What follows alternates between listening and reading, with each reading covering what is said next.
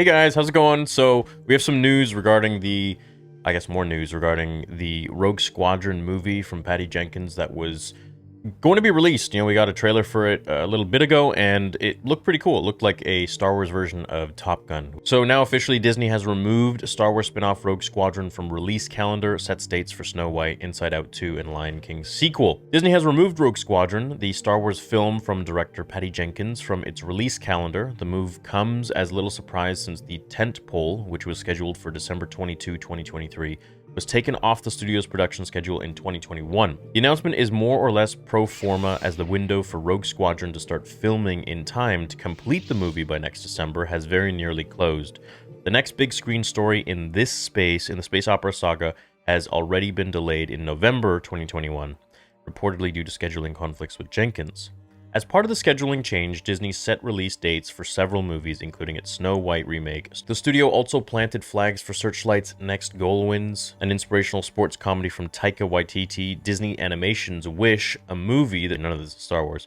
So it seems that they've completely just taken it off. Rogue Squadron was expected to be the first Star Wars movie to play in theaters since 2019's The Rise of Skywalker, Episode 9. Disney and Lucasfilm are busy developing separate Star Wars features. One with Waititi, another with The Last Jedi filmmaker Rian Johnson, and a third with Marvel chief Kevin Feige. So this is a bit conflicting because we know the Waititi movie is kind of delayed or on hold, as he even said. He's like, look, I don't know if I'm going to be able to finish this because I don't want to rush it for the date that they have me wanting to release this. And then Rian Johnson just said that he would be very sad if they don't make his movies. So I'm a little confused why this article is talking about that. Maybe they have some new information. Maybe they don't. Maybe they're just going on old stuff and not fully up to date. But Rian Johnson has just said, and I made a few videos covering this, regarding his trilogy that he wants to make with Disney, that he's tight with Kathleen Kennedy and they hang out a lot and they meet up a lot, and that they just don't have a particular time for him at the moment. And if they were going to start, he would potentially release his first movie in 2028 or something like that. So it's just not even on the forefront of their minds at the moment, I don't think. And a third with Marvel chief Kevin Feige, but there's been little to no information available about any of those endeavors, so it's unclear which of those will be the first to hit theaters, if at all. When Jenkins first announced the spin-off in 2020, she evoked the thrill of watching her late father, who served as a fighter pilot in the US military, and referred to Rogue Squadron as her desire to one day making the greatest fighter pilot movie of all time.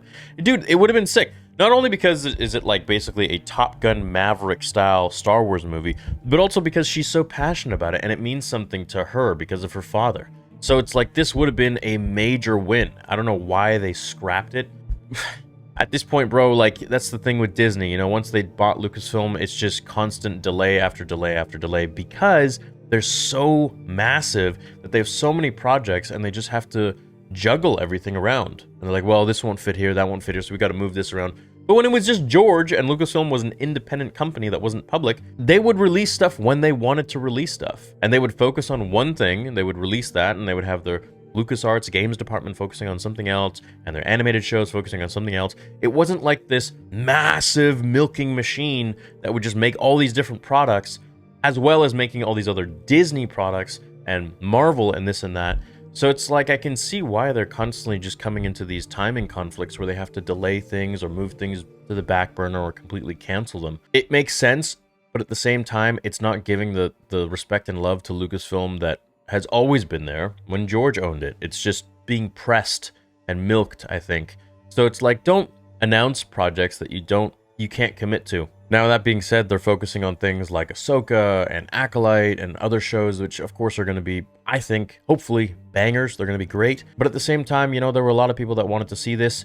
I myself, I was interested in this. I'm a big Top Gun fan, but this in a Star Wars world would have been neat to see. It would have been fun. And it seemed like it meant a lot to Patty Jenkins. So, hey, at the end of the day, it is no longer on the roster. Will it come back?